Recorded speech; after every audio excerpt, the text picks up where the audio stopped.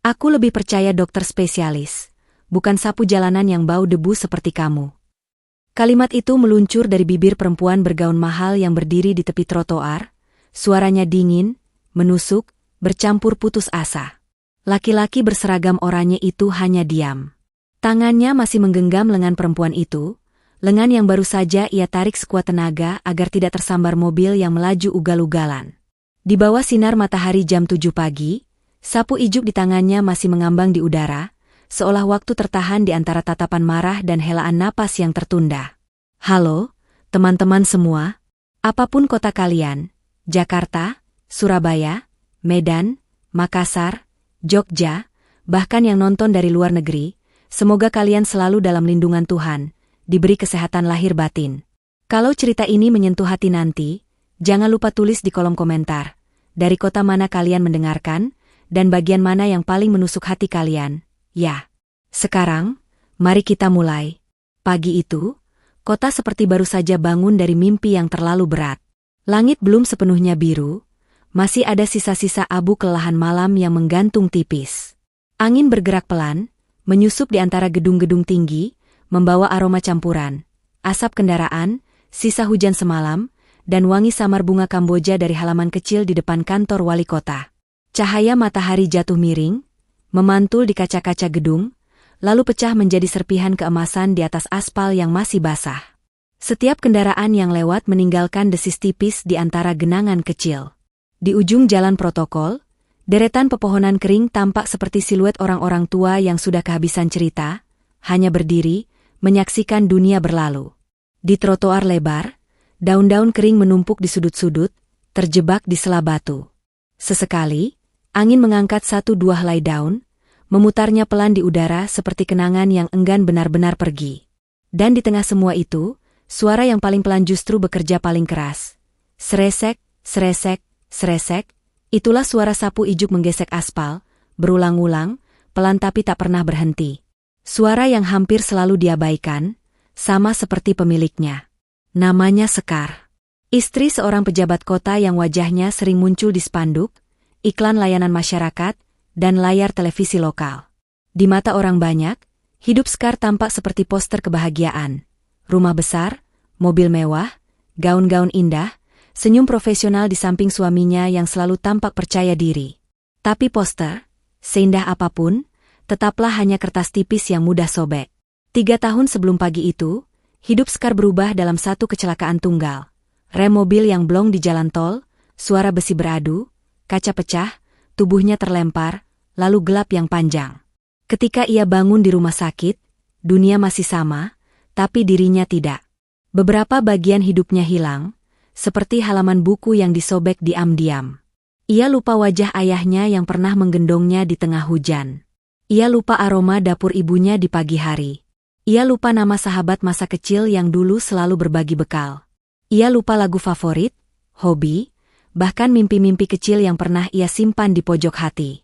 Yang tersisa hanya kepingan-kepingan, rasa takut pada suara rem mendadak, rasa mual tiap mencium bau bensin, dan sebuah lubang besar bernama kehampaan. Dokter menyebutnya, gangguan ingatan pasca trauma. Sekar menyebutnya, hidup tanpa rumah. Setiap malam, ia duduk di tepi ranjang, memandangi foto-foto lama di rak, tapi wajah-wajah di sana seperti milik orang lain. Suaminya, Pak Arga, wakil wali kota, selalu berkata sabar, selalu membawa dokter terbaik, terapi terbaik, bahkan pengobatan alternatif di berbagai kota. Namun semua usaha itu bagi Sekar, hanya terasa seperti orang asing yang sibuk memperbaiki rumah yang tak pernah ia rasa sebagai miliknya. Di depan publik, ia tersenyum. Di depan kamera, ia menggenggam tangan suaminya. Di atas panggung, ia disebut Ibu Sekar, istri pejabat yang menginspirasi. Tapi di dalam dada, ada ruang kosong yang dinginnya seperti kamar yang lupa dikunjungi bertahun-tahun. Dan yang paling menyakitkan, ia tak ingat bagaimana rasanya benar-benar dicintai, ataupun mencintai. Di sisi lain cerita, ada seseorang yang tidak pernah masuk berita. Namanya Bima. Usianya sekitar 35, sulit ditebak karena garis-garis lelah di wajahnya membuatnya tampak lebih tua. Kulitnya legam terbakar matahari, matanya kecil tetapi teduh. Seragam oranyenya sudah mulai pudar, ada jahitan di sana-sini, tanda bahwa ia lebih memilih memperbaiki daripada membeli yang baru. Setiap pagi, sebelum matahari naik tinggi, Bima sudah berdiri di ujung jalan protokol dengan sapu ijuk di tangan dan gerobak kecil yang catnya mulai mengelupas. Ia bekerja di bawah Dinas Kebersihan Kota, tapi tidak pernah ada yang tahu namanya dari ID card yang selalu menggantung di dada. Orang-orang hanya memanggilnya, "Mas, tukang sapu." "Pak, minggir dulu." Atau, itu orang kebersihan." Tapi Bima tidak pernah terlalu mempermasalahkan. Ia sudah terlalu sering ditelan hari-hari yang sama. Namun ada satu hal yang membuatnya berbeda, caranya memperhatikan. Ketika mobil dinas hitam berplat merah lewat setiap pagi, Bima selalu berhenti menyapu sejenak. Mobil itu selalu melambat ketika melewati tikungan dekat lampu merah, dan di kaca samping, Bima sering melihat sosok perempuan yang duduk diam, tatapannya menerobos jendela seakan mencari sesuatu yang tak pernah berhasil ia temukan. Perempuan itu, Sekar, selalu terlihat rapi, anggun, sempurna. Tapi mata itu kosong. Seperti jendela rumah yang lampunya padam. Awalnya, Bima hanya menunduk hormat setiap mobil itu lewat. Lama-lama, ia menunggu. Bukan untuk pejabatnya, tapi untuk perempuan yang tampak tersesat di kursi belakang. "Apa yang kau cari, Bu?" gumamnya suatu pagi, ketika mobil itu melintas pelan. Ia tahu perempuan itu takkan mendengar.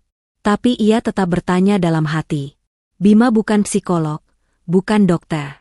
Namun ia pernah merawat seseorang yang kehilangan ingatan, neneknya sendiri. Ia ingat bagaimana neneknya perlahan lupa pada nama-nama cucu, lupa jalan pulang, lupa jam makan. Namun di sela lupa itu, ada hal-hal kecil yang bisa membangunkannya sejenak. Bau daun jeruk, suara beduk maghrib, atau gesekan sapu di halaman depan rumah. Suara sapu seperti suara masa kecil. Begitu neneknya pernah berbisik pelan. Saat itu Bima kecil hanya tertawa, tidak mengerti. Kini, bertahun-tahun setelah neneknya meninggal, kalimat itu tiba-tiba sering kembali di benaknya. Setiap kali ia melihat mobil hitam itu lewat dengan penumpang perempuan yang tatapannya kosong. Suatu pagi, langit kota sedikit murung. Awan menggantung rendah, udara lebih lembab dari biasanya. Di depan kantor wali kota, sebuah acara besar sedang dipersiapkan. Spanduk panjang dengan wajah Pak Arga dipasang di depan halaman, "Gerakan Kota Bersih, Warga Bahagia." Tenda putih berdiri, kursi-kursi berjajar, dan wartawan sudah siap dengan kamera. Di sisi jalan, garis kuning di aspal baru saja dicat ulang. Bima menyapu lebih hati-hati di dekat area itu. Ia sudah diberitahu mandornya, jangan ada satu daun pun yang kelihatan. "Bim, ini acara besar Pak Wakil." Mobil dinas hitam itu datang tepat waktu. Pintu dibukakan. Pak Arga turun dengan senyum lebar, melambai ke arah wartawan. Dari sisi lain, pintu belakang terbuka. Sekar turun pelan, hak tingginya menyentuh aspal basah. Ia tampak sedikit limbung, matanya menyapu sekeliling seperti orang yang baru masuk rumah asing dan tak tahu di mana letak kursinya. Dia benci keramaian seperti ini. Benci tepukan tangan yang terasa palsu, benci sorot kamera yang seolah-olah tahu segalanya. Langkahnya ragu, dan di detik itulah, sesuatu terjadi. Ban motor dari arah belakang tergelincir di genangan air. Pengendara kaget, rem mendadak. Motor itu oleng, meluncur tepat ke arah Sekar yang berdiri persis di pinggir jalan. Semua terjadi terlalu cepat. Ada jeritan singkat. Ada brak kecil. Ada suara napas tertahan. Dan ada satu sosok berseragam oranye yang tiba-tiba menerjang, menarik tubuh Sekar sekuat tenaga. Cengkeraman itu keras, mendadak. Sekar merasakan tubuhnya ikut terlempar beberapa langkah ke belakang. Punggungnya menghantam dada seseorang. Aroma keringat dan debu menyelimuti sekelilingnya. Motornya jatuh tak jauh dari tempat ia berdiri tadi. Beberapa detik, dunia hening. Suara wartawan memanggil, suara ajudan berteriak, suara orang-orang riuh. Tapi di telinganya, yang terdengar hanya degup jantungnya sendiri yang menggedor terlalu keras. Sekar menunduk, melihat tangan yang menggenggam lengannya. Tangan itu kasar, penuh garis-garis kecil, kukunya hitam oleh tanah dan debu. Padahal tadi, ia hampir. Perlahan, ia menoleh. Laki-laki berbaju oranye itu menatapnya dengan mata yang cemas, bukan takut. Maaf, Bu. Ibu nggak apa-apa, suaranya parau, tertahan. Sentuhan di lengannya hangat. Anehnya, kehangatan itu memicu sesuatu di dalam dada Sekar. Bukan ingatan, bukan cerita, hanya rasa bahwa ia pernah diselamatkan seperti ini. Suatu hari, di suatu tempat, oleh seseorang. Tapi sebelum rasa itu sempat tumbuh, sesuatu yang lain, yang lebih kuat, lebih kebal, muncul, rasa malu. Ia melihat sekeliling. Wartawan mengangkat kamera, beberapa orang menunjuk ke arah mereka. Di antara kerumunan, Sekar melihat suaminya, Pak Arga, berdiri kaku dengan raut wajah yang tegang. Dalam sepersekian detik, otaknya yang lelah memilih satu hal, menjaga harga diri. Ia menepis tangan Bima. "Aku tidak apa-apa." Suaranya meninggi, bergetar bukan karena takut, tapi amarah yang tak tahu harus dilempar kemana. Kamu seenaknya narik orang seperti itu. Tahu siapa aku?" Bima tertegun. Tangannya menggantung di udara sebelum ia buru-buru menariknya kembali. "Saya cuma apa? Cuma tukang sapu yang mengira pahlawan?" Sekar menatapnya dari atas ke bawah, sinis, pahit. "Aku lebih percaya dokter spesialis, bukan sapu jalanan yang bau debu seperti kamu." Kalimat itu meluncur begitu saja, lebih tajam dari yang ia maksud. Tapi rasa malu dan bingung bercampur dalam dadanya. Ia tidak tahu bagaimana cara berterima kasih tanpa terlihat lemah. Bima menunduk. Hatinya seperti baru saja digores sesuatu yang tipis tapi dalam. Namun ia mengangguk pelan, seolah kata-kata itu memang hak orang seperti Sekar untuk melontarkannya. "Baik, Bu. Maaf kalau saya lancang," ujarnya perlahan. Pak Arga segera datang, menggandeng lengan Sekar, menggiringnya menjauh. "Maaf ya, dia masih suka bingung kalau kaget," katanya pada orang-orang, sambil tersenyum diplomatis. Tapi sebelum mereka benar-benar menjauh, Sekar menoleh sekilas. Bima masih di sana, menggenggam sapu ijuknya. Ia tidak marah, tidak membentak, tidak membela diri. Ia hanya memandang ke arah Sekar dengan tatapan yang entah kenapa, terasa sangat manusiawi. Tatapan yang mengandung sesuatu yang hampir dilupakan Sekar, empati. Beberapa hari setelah insiden itu, Sekar tidak bisa tidur. Setiap menutup mata, bayangan motor yang meluncur ke arahnya muncul lagi. Dan selalu, tepat sebelum tubuhnya tertabrak, ia merasakan sentakan di lengannya, tarikan kuat itu, dan suara Paro bertanya pelan, "Ibu nggak apa-apa?" Ia kesal. Kesal karena lelaki itu menyelamatkan nyawanya. Kesal karena tatapan matanya menempel di pikirannya. Kesal karena kalimat kejamnya menggaung terus di kepala, membuat dadanya sesak oleh sesuatu yang mirip penyesalan, tapi ego menolaknya. Suatu pagi, ketika suaminya sudah berangkat dan rumah besar itu terasa lebih dingin dari biasanya, Sekar berkata pada sopir, "Aku mau ikut ke acara kantor hari ini." Sopir bingung. "Yang mana, Bu?" "Yang dekat jalan protokol." "Kantor wali kota," jawabnya pendek. Ia hanya ingin memastikan satu hal, lelaki itu benar-benar sama seperti yang ia pikirkan. Tak penting, mudah dilupakan. Kalau ia sudah lihat sekali lagi, mungkin bayangan itu akan pergi. Begitu ia tiba di sana, ia melihatnya hampir seketika. Bima, dengan seragam oranye yang sama, sapu ijuk yang sama, gerakan yang sama, pelan, tekun, seolah setiap daun yang disapunya adalah kewajiban yang ia hormati. Sekar turun dari mobil, berdiri agak jauh, memperhatikannya dari balik kacamata hitam. Ada sesuatu yang janggal, cara laki-laki itu menyapu trotoar tidak tergesa-gesa. Bukan gerakan orang yang ingin segera pulang, tapi seperti seseorang yang mengenal setiap sudut jalan, setiap lekuk permukaannya. Sesekali ia berhenti, memungut plastik kecil dengan tangan, bukannya mendorongnya dengan sapu. Ia memindahkan batu kecil yang bisa membuat orang tersandung, meski tidak ada yang melihat. "Kau terlalu serius untuk pekerjaan yang orang lain abaikan," gumam Sekar, setengah mencibir, setengah kagum tapi tak mau mengaku. Tanpa sadar, ia melangkah lebih dekat. Bima menyadari kehadirannya ketika bayangan Sekar jatuh di atas daun-daun yang baru saja ia sapu. Ia menoleh, sedikit terkejut, lalu buru-buru menunduk hormat. "Selamat pagi, Bu." Sekar melipat tangan di depan dada. "Masih ingat aku?" Bima mengangguk pelan. Susah lupa sama orang yang hampir ketabrak di depan mata, Bu. Jawabannya sederhana, tapi ada senyum tipis di ujung bibirnya. Sekar langsung merasa tersentil, berpura-pura tidak peduli. Kemarin, aku agak keras kepala, katanya datar, tapi matanya menatap ke arah lain. Tidak apa-apa, Bu, jawab Bima. Orang kaget wajar marah. Yang penting ibu selamat. Hening sebentar. Suara kendaraan lewat menjadi latar yang samar. Sekar menarik napas. Ia belum terbiasa berbicara dengan orang seperti ini, orang yang suaranya tidak menuntut apapun. Katanya, Sekar berkata pelan, entah kenapa, kamu tadi bilang kemandor. Kasihan ya, Buskar. Matanya kayak orang yang hilang jalan pulang. Bima kaget. Ia tak menyangka bisikan kecilnya kemarin terdengar. Maaf, Bu. Saya. Tidak usah minta maaf. Potong Sekar. Aku hanya mau tahu, apa maksudmu? Bima menggenggam sapu lebih erat. Ia tidak pandai merangkai kata, tapi ia tidak suka berbohong. Waktu nenek saya sakit pikun, matanya juga sering begitu, Bu, ujarnya pelan. Kayak orang yang lagi berdiri di tengah jalan ramai tapi nggak tahu mau kemana. Saya cuma ingat itu. Sekar diam.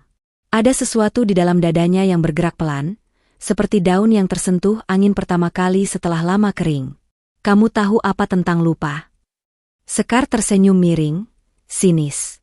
Kamu pikir aku cuma perempuan kaya yang manja dan sedih karena ingatan masa kecil? Bima menggeleng pelan. Saya nggak berani mikir sejauh itu, Bu. Saya cuma tahu, lupa itu capek. Kata-kata itu menancap. Lupa, itu capek. Bukan menyedihkan, bukan memalukan, bukan aib. Capek. Sekar menelan ludah. Untuk pertama kalinya, ada orang yang tak memaksanya mengingat. Tak menyuruhnya, ayo latihan lagi, Bu, pelan-pelan, pasti bisa. Bima hanya mengakui satu hal, bahwa ia lelah. Dan saya juga tahu, lanjut Bima perlahan, kadang yang bisa bangunin ingatan bukan cuma obat, Bu. Tapi suara, bau, dan orang yang sabar. Sekar tertawa pendek. Nada tawanya pahit. Jadi kamu mau bilang, kamu bisa menyembuhkan aku dengan sapumu. Bima mengangkat bahu, tampak sungguh-sungguh, bukan mengejek. Entah bisa atau enggak, Bu. Tapi dulu nenek saya kadang ingat masa kecilnya kalau saya lagi nyapu halaman. Dia bilang suara sapu itu kayak pintu kecil ke masa lalu.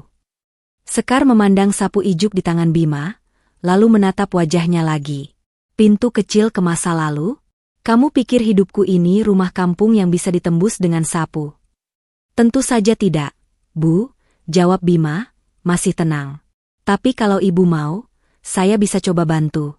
Bukan sebagai dokter, bukan sebagai orang pintar. Cuma sebagai orang yang pernah jagain orang yang lupa. Tawaran itu menggantung di udara. Sekar merasakan dua suara di dalam dirinya. Satu, yang lelah dan ingin mencoba apapun asalkan tidak terus-menerus terjebak dalam kabut.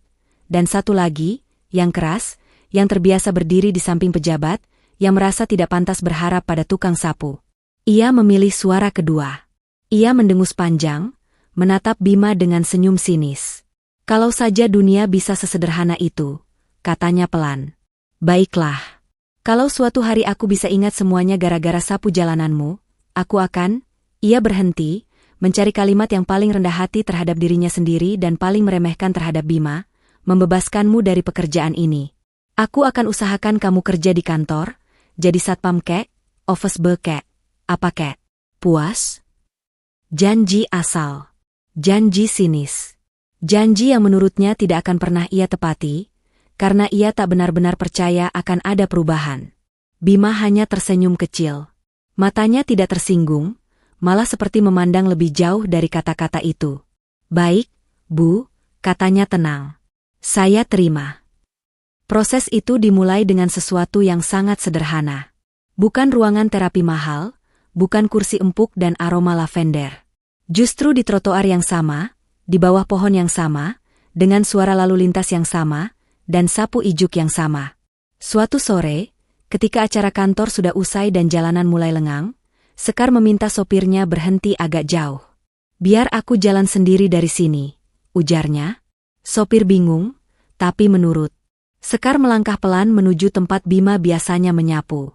Ia menemukan laki-laki itu sedang duduk di pinggir trotoar, mengistirahatkan punggungnya sebentar, sapu encang di sampingnya. Masih mau coba? Sekar bertanya tanpa salam. Bima menoleh, sedikit terkejut, lalu mengangguk. Kalau ibu masih mau, jawabnya. Mau, atau nekat, aku tidak tahu, gumam Sekar. Bima berdiri, merapikan seragamnya sedikit, lalu mengambil sapu. Kalau begitu, kita mulai dari satu hal yang paling gampang. Suara, katanya. Ia membawa Sekar ke sudut trotoar yang agak sepi, di bawah pohon angsana yang daunnya berguguran pelan. Dulu, nenek saya sering duduk di dekat saya kalau saya lagi nyapu, ujar Bima. Dia tutup mata, lalu bilang, sapulah pelan, Bim, biar aku bisa dengar masa kecilku. Kita coba ya, Bu? Nggak usah paksa ingat apa-apa. Ibu cuma, dengarkan. Sekar menghela napas panjang. Baik, tapi jangan harap aku tiba-tiba teriak mengingat nama mantan tetanggaku. Ia berdiri, memejamkan mata setengah enggan. Bima mulai menyapu. Sresek, sresek, sresek. Suara gesekan sapu di aspal, ritmis, konstan. Awalnya terasa biasa saja, seperti suara yang seumur hidupnya ia abaikan. Tapi ketika ia memejamkan mata, suara itu tiba-tiba mengisi ruang di kepalanya. Di balik kelopak mata yang tertutup, ia merasakan detak jantungnya mulai menyesuaikan ritme suara sapu. Napasnya melambat, kemudian mengikuti. Udara sore yang tadinya sesak oleh polusi, pelan-pelan terasa menghangat di dada. Tarik napas pelan. Bu, suara Bima terdengar lembut. Jangan mikir yang berat-berat. Kalau ada gambar lewat di kepala, jangan diusir. Sekar menghirup napas, lalu menghembuskannya. Suara sapu terus terdengar. Sresek, sresek. Lalu sesuatu terjadi. Awalnya hanya kilatan, sapu lidi di halaman rumah sederhana. Seorang perempuan tua berkain batik, rambut digelung, menyapu halaman tanah yang penuh bunga kertas jatuh. Ada suara ayam berkokok di kejauhan. Ada bau tanah basah. Sekar mengerutkan kening. Aku, melihat, halaman, gumamnya pelan. Bima tidak menghentikan sapunya. Seperti apa halamannya, Bu? Tanah. Bukan paving. Ada bunga kertas, warna pink. Ada, suara ayam. Ada, napasnya tersendat, seorang perempuan. Aku, tidak bisa lihat wajahnya jelas. Hatinya terasa seperti kain yang ditarik dari dua sisi. Satu sisi ingin mendekati gambar itu, sisi lain takut rasa sakit yang mengikutinya. Bima memperlambat gerakan sapunya. Tidak apa-apa, Bu. Jangan dipaksa. Biarkan saja wajahnya kabur dulu. Nanti kalau siap, dia akan mendekat sendiri. Sekar membuka mata mendadak. Gambar itu hilang seketika, seperti mimpi yang dipotong bunyi alarm. Cukup, katanya cepat. Aku pusing. Bima mengangguk. Baik, Bu, kita berhenti dulu. Ia memberikan sebotol air minum yang sedari tadi terselip di gerobaknya. Ibu pusing karena otaknya kerja. Sama kayak otot, jarang dipakai, sekali dipaksa pasti kaget, ujarnya sambil tersenyum kecil. Sekar menatapnya lama, lalu, untuk pertama kalinya, menerima uluran botol itu tanpa canggung. Tangannya menyentuh tangan Bima sekilas. Sentuhan singkat, tapi anehnya terasa menenangkan. Mereka mengulanginya beberapa hari kemudian, dan beberapa hari setelahnya lagi. Setiap sesi selalu dimulai dengan suara sapu. Kadang ditambah hal-hal lain. Bima membawa selembar daun jeruk dari rumah kontrakannya untuk dihirup Sekar, atau memintanya menggenggam segenggam tanah basah yang diam-diam ia ambil dari taman kecil dekat kantor. Bau ini, Sekar pernah berbisik, seperti hujan waktu aku kecil. Bima tidak menanyakan lebih. Ia hanya mengingat hujan waktu kecil. Di rumah, malam-malam, ia menulis catatan kecil di kertas bekas. Sekar hujan, tanah, bunga kertas, ayam berkokok. Di sela-sela pekerjaannya sebagai tukang sapu, ia menjelma jadi penjaga pintu-pintu kecil di kepala perempuan itu. Pintu yang ia sendiri tidak tahu menuju kemana, tapi ia percaya harus dijaga dengan sabar.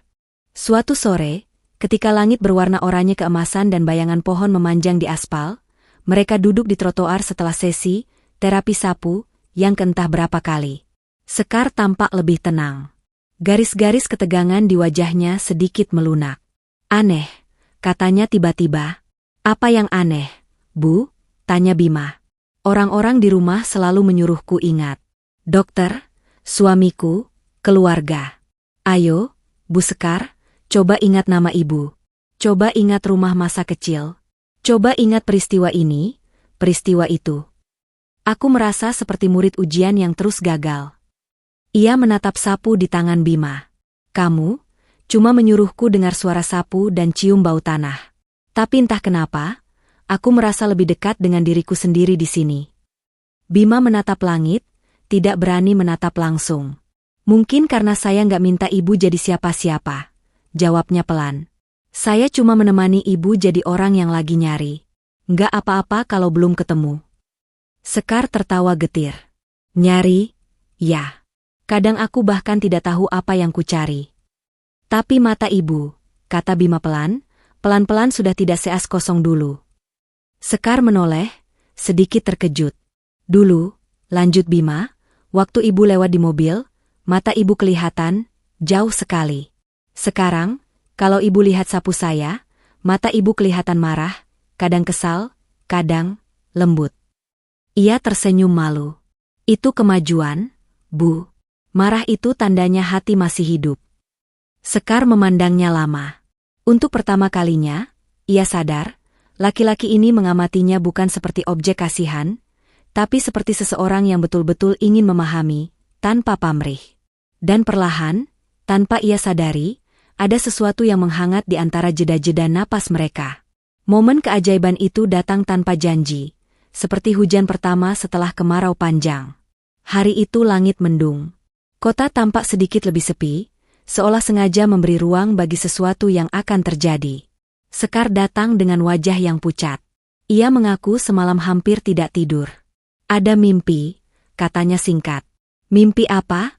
tanya Bima, menyiapkan sapu seperti biasa. Suara piring pecah. Anak kecil menangis. Seorang perempuan berteriak memanggil namaku. Tapi aku bangun sebelum sempat melihat wajah mereka.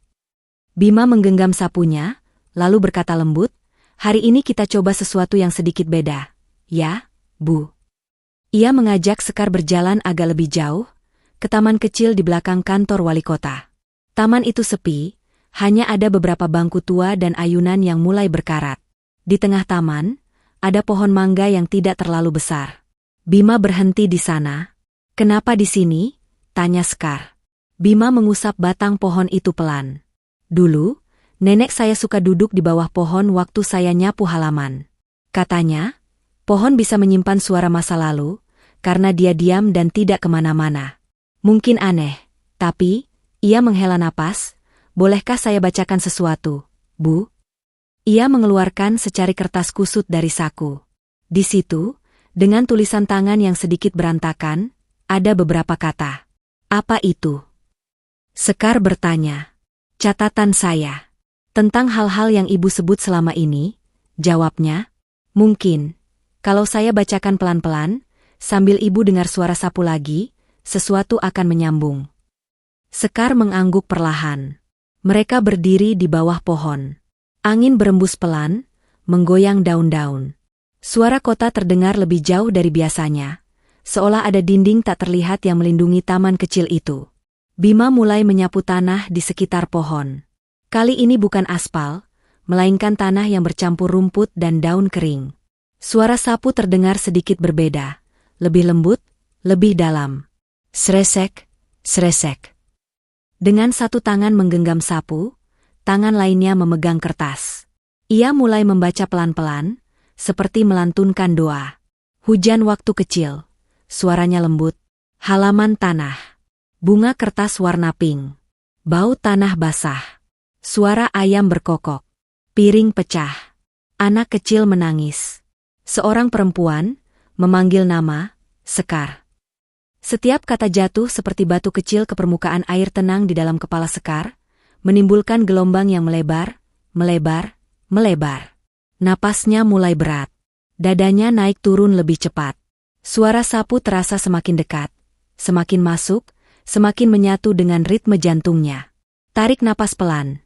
Bu, kata Bima, suaranya seperti dari jauh. Kalau terlalu sakit, ibu nggak harus paksa semuanya keluar. Tapi kalau ada yang mau datang, jangan ditahan. Sekar menutup mata. Lalu, setitik cahaya. Ia melihat dirinya kecil, berlari di halaman tanah, tertawa, mengenakan dres kuning. Di tangan kecilnya ada payung plastik biru. Hujan turun deras, tapi ia tetap berlari. Di teras, seorang perempuan muda berteriak, "Sekar, masuk, nanti masuk angin." Suara itu menghantam dadanya. Bu, suaranya bergetar. Aku, dengar suara. Ceritakan pelan-pelan, bisik Bima. Suara sapunya tidak berhenti. Suara siapa? Seorang perempuan. Dia, tertawa sambil memarahiku. Dia, Sekar mengerutkan kening, air mata mulai berkumpul di sudut matanya. Dia pakai kebaya coklat. Rambutnya digelung. Ada keringat di keningnya. Tapi dia, cantik sekali. Siapa dia? Tanya Bima, meski ia mungkin sudah menebak. Sekar membuka mulut, tapi kata itu tersangkut di tenggorokannya. Seperti sesuatu yang terlalu besar, terlalu lama terkurung. M.A. Suaranya pecah. M.A. Seolah kata itu adalah kunci, sesuatu di dalam kepalanya terbuka lebar. Tiba-tiba, suara piring pecah terdengar jelas. Anak kecil menangis. Itu suaranya sendiri. Perempuan tadi berlari dari dapur, memeluknya, mengusap lututnya yang berdarah.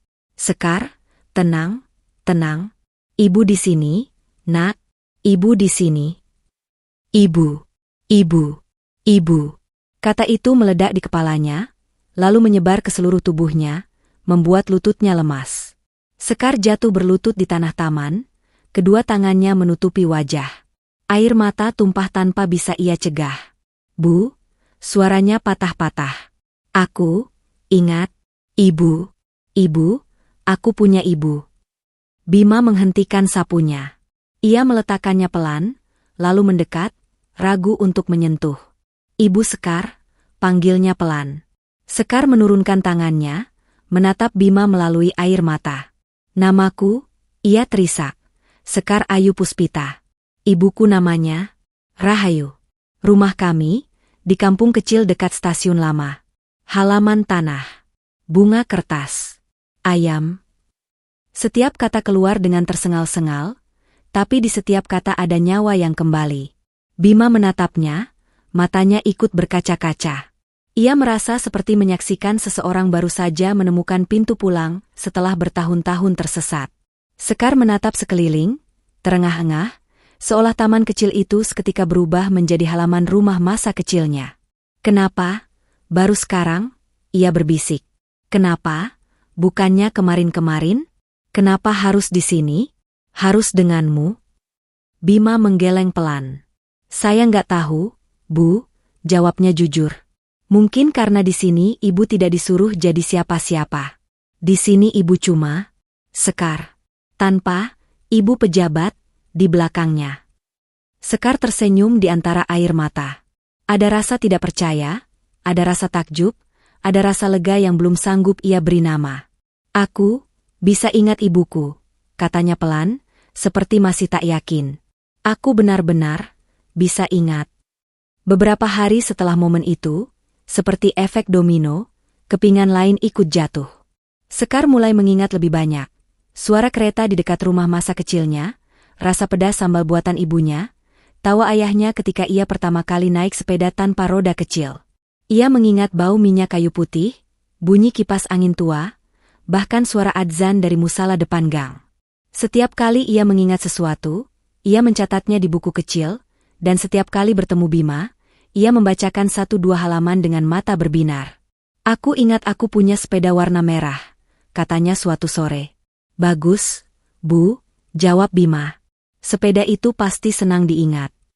Aku ingat aku pernah jatuh di selokan karena nekat ngebut, tambahnya sambil tertawa. Berarti dari dulu ibu sudah berani balas Bima. Namun ada satu hal yang perlahan juga ikut muncul. Kesadaran bahwa hidupnya sekarang, rumah besar, pesta, kamera, tidak sepenuhnya merekam siapa dirinya dulu. Sekar bukan hanya istri pejabat. Ia anak dari pasangan sederhana, yang tumbuh dengan suara sapu di halaman, bau tanah, dan keberanian untuk jatuh. Dan entah sejak kapan, setiap kali ia memikirkan hal-hal itu, wajah yang selalu muncul di tengahnya adalah wajah Bima, dengan seragam oranye pudar dan senyum kecil yang selalu mencoba menguatkannya. Rasa bersalah itu datang seperti tamparan yang terlambat. Suatu pagi, ketika mereka duduk di trotoar setelah sesi sapu singkat, Sekar memandang Bima lama sekali. "Kenapa diam, Bu?" tanya Bima. "Aku baru ingat sesuatu," jawab Sekar pelan. "Apa?" "Kata-kataku waktu pertama kali kamu menolongku." Bima tertegun. Ia tidak menyangka itu yang akan diingat Sekar, di antara semua kepingan masa lalu yang jauh lebih penting. "Aku bilang kamu bau debu," lanjut Sekar, menunduk. "Aku bilang aku lebih percaya dokter daripada sapu jalananmu. Aku menertawakanmu. Padahal, tanpamu, mungkin aku sudah mati, atau tetap hidup tapi tanpa ingatan, tanpa rumah." Suara Sekar bergetar. "Maaf?" Ia mengucapkan kata itu dengan susah payah, seperti menelan duri. "Maafkan aku. Aku salah. Aku kejam." Bima menggeleng cepat. "Tidak, Bu. Ibu cuma kaget waktu itu. Saya sudah lupa kok." "Jangan bilang sudah lupa, hanya agar aku tidak merasa bersalah," potong Sekar, menatapnya. "Aku tahu kata-kata itu menyakitimu. Matamu, waktu itu, aku baru menyadarinya sekarang." Bima terdiam. Lalu ia menghela napas pelan. "Kalaupun sakit, Bu," katanya akhirnya, "rasa sakit itu jauh lebih kecil dari senang saya sekarang melihat ibu bisa ingat ibunya lagi." Jawaban itu sederhana, tapi menghantam Sekar lebih keras dari segala ceramah yang pernah ia dengar. "Kamu tidak minta apa-apa dariku?" tanya Sekar hati-hati. "Padahal aku sudah berjanji asal waktu itu. Katanya kalau aku sembuh, kamu minta aku memindahkanmu kerja di kantor. Kamu bisa saja tagih itu sekarang." Bima tersenyum kecil. "Waktu itu ibu bilangnya sambil sinis. Saya tahu ibu tidak sungguh-sungguh. Lagi pula," ia menatap sapu di tangannya, "saya nggak malu jadi tukang sapu, Bu. Di sini saya merasa berguna. Setiap pagi, saya lihat kota ini lebih bersih sedikit karena saya. Itu cukup." Sekar tercekat. Tidak ada orang yang boleh sebangga itu pada pekerjaan yang dihina banyak orang, gumamnya. "Tapi kalau saya sendiri malu, siapa lagi yang mau hormati?" jawab Bima, masih dengan nada lembut. Keheningan jatuh di antara mereka. Sekar memandang wajah Bima, dan untuk pertama kalinya, ia melihat sesuatu yang selama ini mungkin ia abaikan, keteguhan. Lelaki ini tidak kaya, tidak berpendidikan tinggi, tidak punya jabatan. Tapi ia punya sesuatu yang bahkan suaminya sering hilangkan di bawah tekanan politik, kejujuran pada diri sendiri. Dan di sana, di ruang kecil antara penyesalan dan kekaguman, sesuatu tumbuh, pelan, ragu, tapi nyata. Semua semakin rumit ketika ingatan Sekar bukan hanya tentang masa kecil yang kembali, tetapi juga masa beberapa tahun terakhir. Awal pertemuannya dengan Arga, pernikahan mereka, pesta-pesta, janji-janji, dan kebohongan-kebohongan kecil yang dulu tidak ia sadari. Ia mulai ingat percakapan yang terdengar samar dari balik pintu, tentang dana proyek, tentang urus nanti saja, tentang asal tampak bersih di luar.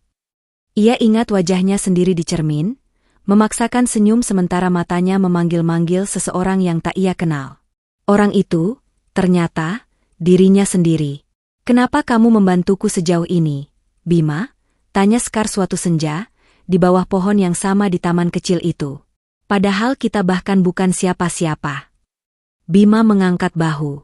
"Karena saya pernah lihat orang yang saya sayangi hilang pelan-pelan.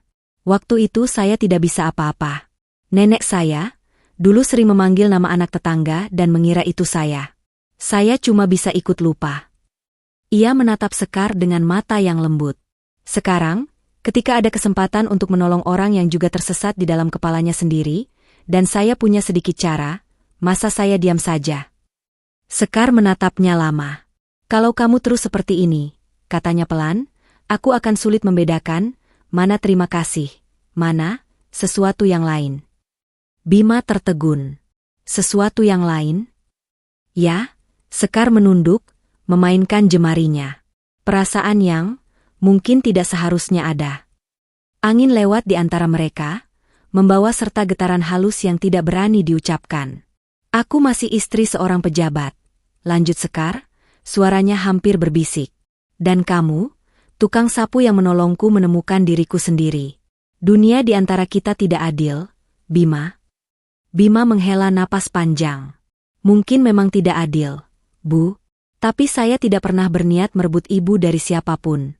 Saya cuma mau. Ia menggantungkan kalimatnya, lalu mengubahnya, melihat ibu benar-benar pulang ke dirinya. Pernyataan itu, alih-alih meredakan, justru membuat dada Sekar makin sesak. Karena ia sadar, setiap kali ia merasa paling pulang, belakangan ini, bukan ketika berada di rumah besar dengan lantai marmer, bukan di mobil dinas, bukan di ruang tamu yang penuh tamu penting. Ia merasa paling pulang, di trotoar berdebu, di bawah pohon yang sederhana, dengan suara sapu yang seresek pelan, dan seorang laki-laki berseragam oranye yang memandangnya tanpa gelar apapun. Beberapa bulan berlalu. Kabar tentang ingatan Sekar yang semakin membaik menyebar di lingkungan keluarga. Dokter-dokter memuji keberhasilan terapi mereka. Pak Arga tampak lega, sekaligus cemas, tanpa ia sadari. Karena ketika ingatan kembali, tidak hanya kebahagiaan yang ikut pulang. Luka-luka dan kebenaran yang dulu ditutupi pun ikut menyusup di sela-sela memori yang tersambung. Sekar mulai berani mempertanyakan beberapa hal pada suaminya. Tentang proyek yang janggal, tentang orang-orang yang datang ke rumah tengah malam, tentang amplop-amplop yang ia lihat dulu sekilas. Percakapan mereka menjadi lebih sering penuh nada tinggi. Di sela badai itu, trotoar dan taman kecil tetap menjadi tempat pelarian Sekar. Di sana, ia bisa duduk tanpa harus menjadi ibu Sekar. Ia bisa menangis tanpa takut difoto. Ia bisa marah tanpa dibilang merusak citra. Dan Bima selalu ada. Tidak menawarkan solusi besar, tapi selalu sedia mendengarkan. Kadang hanya duduk di sampingnya, tak bicara apa-apa, tapi kehadirannya saja sudah seperti lampu kecil di ruangan gelap. Suatu hari, setelah pertengkaran hebat dengan Arga, Sekar datang dengan mata sembab. Aku lelah, katanya tanpa basa-basi, begitu duduk di bangku taman. Aku sudah ingat semuanya sekarang. Termasuk bagaimana aku dipaksa tersenyum di depan kamera sementara di belakang, mereka bicara tentang uang dan kekuasaan. Bima menatapnya, rahangnya mengeras, tapi suaranya tetap lembut. Apa ibu menyesal ingat? Sekar menggeleng pelan. Tidak. Lebih baik sakit karena tahu kebenaran, daripada tenang dalam kebohongan. Ia mengusap wajahnya. Tapi aku bingung, harus kemana setelah ini? Bima menunduk. Saya cuma tukang sapu, Bu. Jalan yang saya tahu cuma trotoar dan selokan. Tapi kalau ibu mau pergi kemanapun, saya yakin ibu bisa jalan sendiri. Ibu sudah pernah tersesat jauh, dan berhasil pulang. Sekarang, terserah ibu mau tinggal di rumah yang mana. Sekar menoleh, menatapnya tajam. Kenapa kamu selalu bicara seperti itu? Tanyanya. Seperti apa, Bu? Seperti orang yang, diam-diam mendorongku untuk pergi dari sesuatu, tapi tidak pernah berani memintaku datang ke arahmu. Pertanyaan itu menggantung. Bima menarik napas panjang. Karena saya tahu batas saya, Bu, jawabnya jujur. Saya mencintai kota ini dengan cara saya sendiri, dengan menyapu jalannya. Mencintai ibu, ia berhenti, tersadar ia baru saja mengucapkan kata itu, adalah sesuatu yang saya simpan baik-baik, supaya tidak mengotori hidup ibu yang sudah rumit. Sekar terdiam. Kata, mencintai, itu bergetar lama di udara. Jadi kamu, ia berbisik, benar-benar mencintaiku? Bima menatap tanah. Saya, tidak berharap ibu menjawab. Tapi ya, sejak pertama kali melihat ibu duduk di mobil dengan mata yang kosong, saya merasa, ada seseorang di dalam sana yang ingin sekali diselamatkan. Dan entah kenapa, hati saya ikut tertarik. Sekar menahan napas. Air mata kembali menggenang, tapi kali ini bukan karena sedih.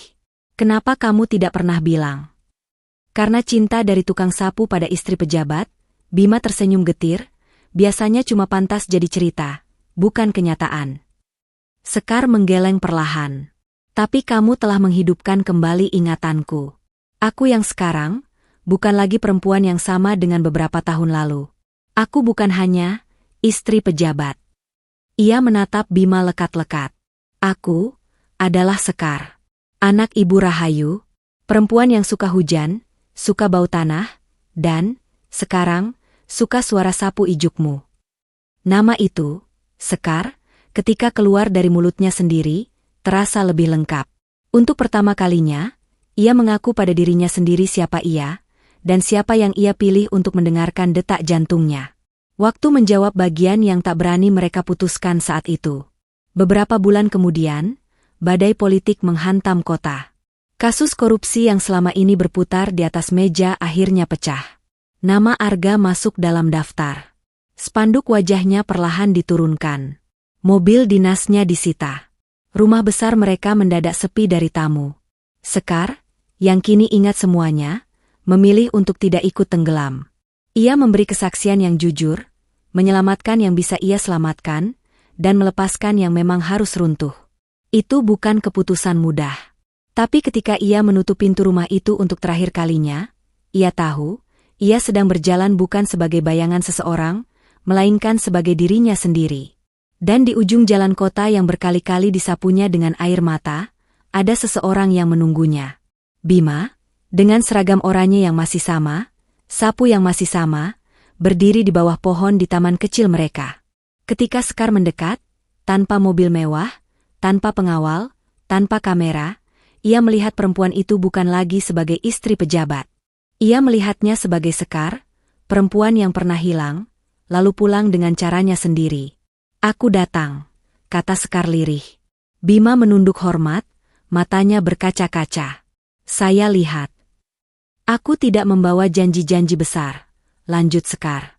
Aku tidak bisa menjanjikanmu rumah besar, mobil, atau nama mentereng. Aku hanya bisa menjanjikan satu hal, aku akan menjalani hidup dengan jujur, termasuk jujur pada perasaanku. Ia menatap Bima, kali ini tanpa ragu. Dan perasaan itu, memilihmu. Bukan karena kamu menyelamatkan nyawaku, bukan karena kamu mengembalikan ingatanku, bukan karena janji asal yang dulu kubuat. Tapi karena setiap kali aku bersamamu, aku tidak perlu pura-pura menjadi orang lain. Bima menghembuskan napas yang seperti sudah lama tertahan. Saya, suaranya parau, tidak punya apa-apa untuk ditawarkan, Bu. Hanya rumah kontrakan sempit, sapu, dan dua tangan yang akan selalu berusaha jujur memegang apapun yang Tuhan titipkan. Sekar tersenyum, senyum yang berbeda dari senyum di depan kamera dulu. Lebih kecil, lebih tulus, tapi jauh lebih hidup. Dulu aku tersesat di rumah besar. Mungkin sudah waktunya aku pulang ke rumah yang kecil, tapi sungguhan tempat pulang. Ia melangkah lebih dekat. Di bawah pohon yang daun-daunnya bergerak pelan, di taman kecil belakang kantor wali kota, di kota yang mulai belajar membersihkan dirinya sendiri, dua manusia berdiri saling berhadapan. Perempuan yang menemukan kembali ingatannya, dan laki-laki yang membantu memunguti serpihan-serpihannya dengan sapu jalanan. Tanpa musik, tanpa tepuk tangan, tanpa saksi kecuali angin dan daun, Sekar menggenggam tangan Bima. Tangannya yang halus menggenggam tangan yang kasar, penuh luka kecil. Tidak ada cincin baru, tidak ada janji berlebihan. Hanya genggaman yang hangat dan kata-kata yang pelan, tapi terdengar sangat jelas.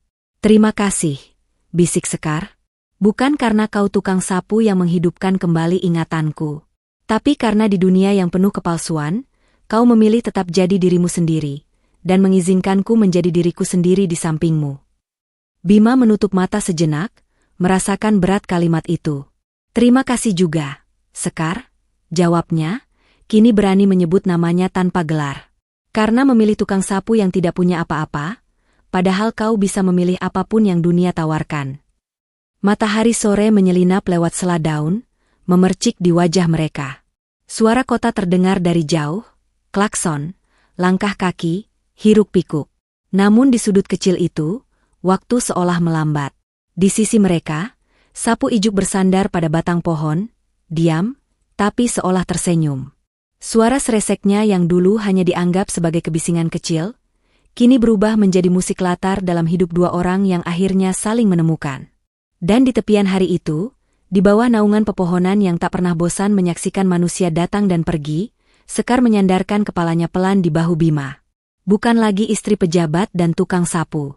Hanya dua jiwa yang akhirnya pulang, ke diri sendiri, ke kejujuran, dan ke cinta yang tumbuh dari suara sapu ijuk di jalanan kota.